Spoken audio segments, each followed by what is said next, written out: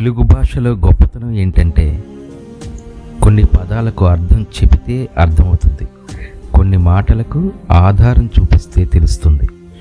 ఉదాహరణకు సంక్రాంతి పల్లె, ఊరంతా సంక్రాంతి, సంక్రాంతి సొగ్గాడు. ఇలా ప్రతి కథ ఎక్కడో ఒక చోట మొదలవుతుంది. నాన్న, సొగ్గాడంటే అర్థం ఏంటి అని అడిగిన తన 5 ఏళ్ల కూతురు భావన ప్రశ్నకు కార్తీక్ మదిలో పుట్టిన 5 నిమిషాల భావనే ఈ కథ.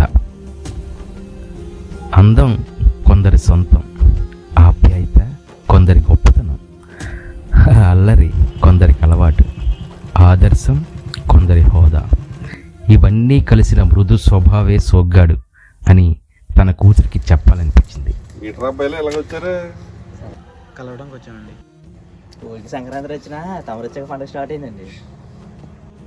సిటీ స్మైల్ వదిలే పల్లె ఫీలింగ్ యాడ్ చేద్దామని. హీరోలాగా ఉన్నారండి మీరు.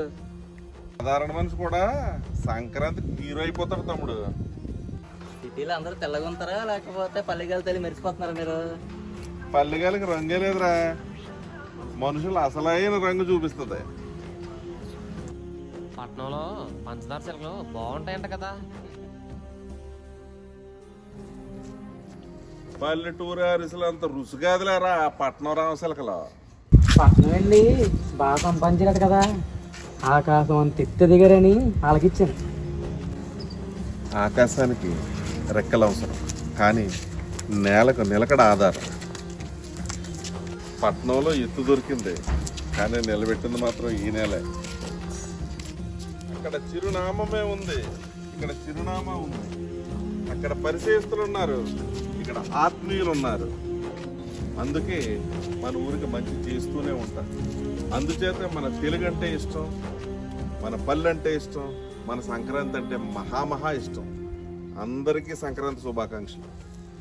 సోగ్గాడు విలువకు బంగారం, విలువలకు మణిహారం.